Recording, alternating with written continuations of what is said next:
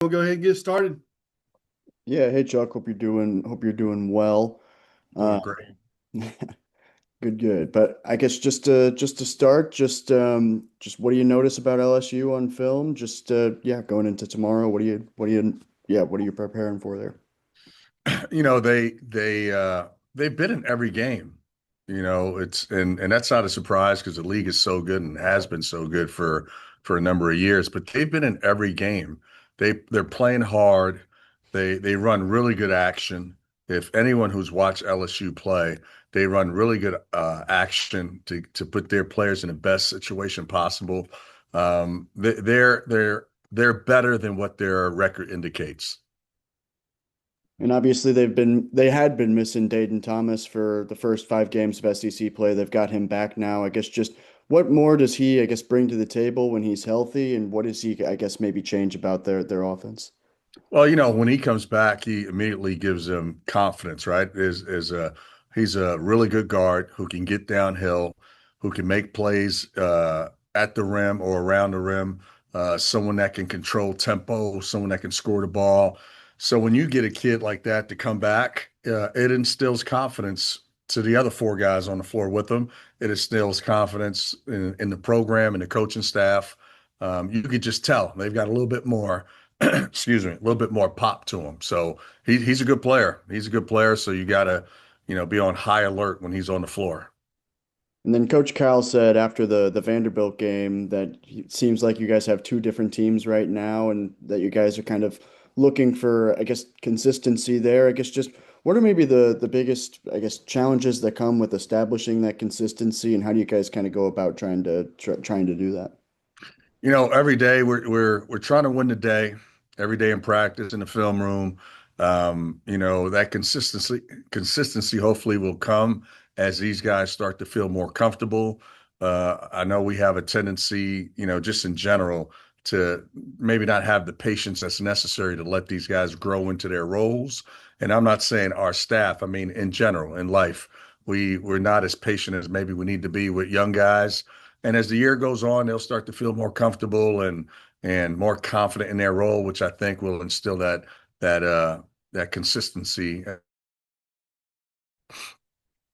Jackson. Hey Chuck, you guys got the snowmobiles ready to go pick up the players this weekend? We're ready, man. Snowmobiles, shovels, all of the above. What were just some of your impressions of that new starting lineup on Tuesday night? I know it's played together before, but how did you like it right from the tip off? I was happy for Malik. He had a good night, but I was also happy for DJ. I mean, DJ impacted the game.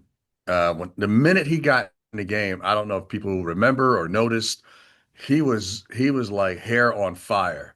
Like he came in on a defensive possession, if I'm not mistaken, and he picked up their guard, I think three-quarter courts, and he was just all over him. And that set a tone for the rest of the game. And then obviously Malik Thomas shot the ball really, really well, played really well again. It was good. It worked out. It worked out really well, and we got a bunch of unselfish guys who root for one another. So it was good. It was good to see. Carter had a few, I think, backdoor cuts leading to open baskets, and that's something we saw a lot his freshman year, but not as much this sophomore year. Is that something you guys have been trying to get more out of him? And what is it about him that makes him such a good, cutter, a guy off the ball that can have an impact? Yeah, we've tried to emphasize that not only with Carter, but the rest of the guys on the team. We need to move the ball, but we also need to move bodies. You can't just stand because teams are going to sag and play elbows and blocks.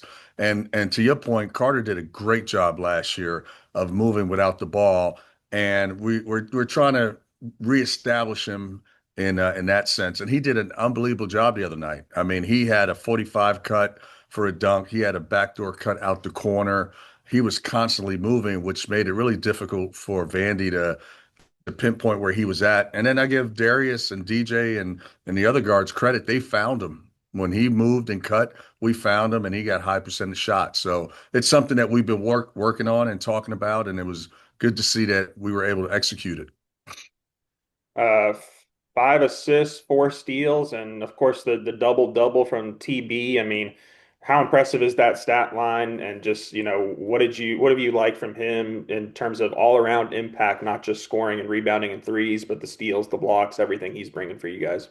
Yeah, when TB has that type of performance, it gives you an insight on what we already know because we're with him every day of how good he could be. I mean, there's very few players around the country that can put that stat line together. And he's a great guy. He's been tremendous from day one since we got the job, and we've seen his growth and his development, and he's working at it. And when he puts the work into it, which he has been, it's it's scary what he can be because when he performs that way, like we had a chance to be really, really good. Thanks, Chuck. Thank you. Matt. Yeah, hey Chuck, it seems like LSU is going to beat the snow, but I guess while on that topic, I was just wondering if, in your coaching career, if there's been a game that you remember that was maybe treacherous getting in or getting out of. It was years ago at St. John's in New York City. We played Boston College, and it was just a really bad snowstorm. I think it was 2004, maybe. And it was one of those games. The game was played. But the arena was empty, or half empty, and but it's New York, and it was difficult, and it was a mess. If you're asking me, do I anticipate anything like that here? I don't. The kids, the buzz on campus has been great with our student body.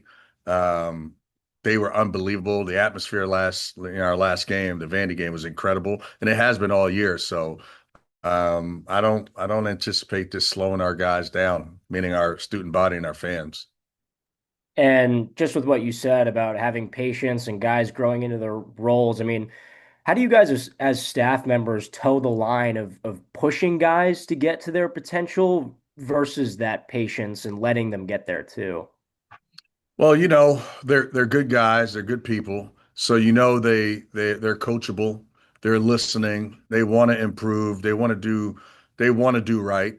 And I think that's half the battle. When you got a young guy that you're trying to coach or mentor or guide, and you understand that he's willing to listen because he wants to learn and wants to get better, then you as a teacher and a coach, you're a little bit more patient because he's really trying to do his part. And now, we need to do our part. So, we got a great group of guys in the locker room who are super, talented and at this moment, like super connected and really unselfish. I mean, I can't speak enough about him as coming off the bench last game and doing what he did. And then I'm always talking about Billy Richmond, how he impacts the game, and Malik Ewing. So we got a good group of guys that are willing to learn and get better and improve. And it's been fun to be around them.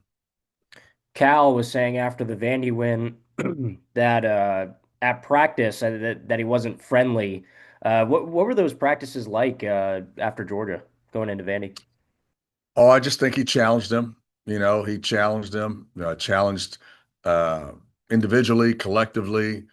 We got a chance to be really good this year. We got a chance to do something special and make a run. And Coach he's had a lot of success over his career, and he's had some really good teams. So he understands, this is a great opportunity for our kids, our staff, our program, our community. So he got after them, and they responded really well in the Vandy game. Thank you. Thank you. Connor. Hey, Coach, thanks for talking to me. I think I just got one question. You talked about DJ a little bit. Just the second time in his career he came off the bench the other night. As a guy who came in with such, high expectations to college, maybe hasn't gone as he expected. Just what's it like having a guy like that who's able to kind of put his ego to the side and kind of take a back seat to help the team?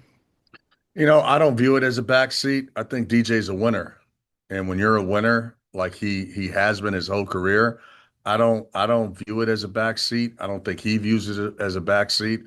2 years ago, we had Rob Dillingham and Reed Shepherd come off the bench, and they ignited us in a way that very few programs had that type of firepower coming off the bench. And so, I think DJ is a winner.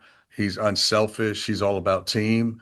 And he demonstrated that the other night. Like his energy, I mean, his pop when he came off that bench like was unbelievable. I mean, you could feel it on the bench.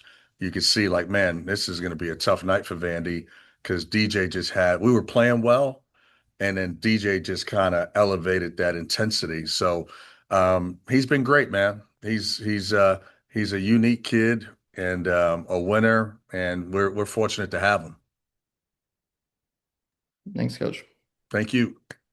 Anything else for Coach? All right. Appreciate y'all's time. Thank y'all. Thanks, guys. Stay safe.